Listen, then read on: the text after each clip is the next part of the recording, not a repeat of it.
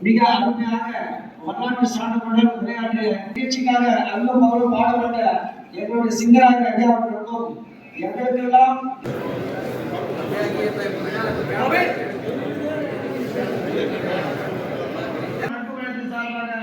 மீண்டும் ஒருவர் நன்றி பார்த்து நம்முடைய இந்த நேஷனல் வெல்ஃபேர் அசோசியேஷன் என்கிற அமைப்பை வைத்திருக்கிற பெரியவர்களே, கல்லூரியினுடைய தாளாளர் அவர்களே, முதல்வர் அவர்களே, பேராசிரியர் ஒரு நூலகத்தை அமைத்துக் கொள்கின்ற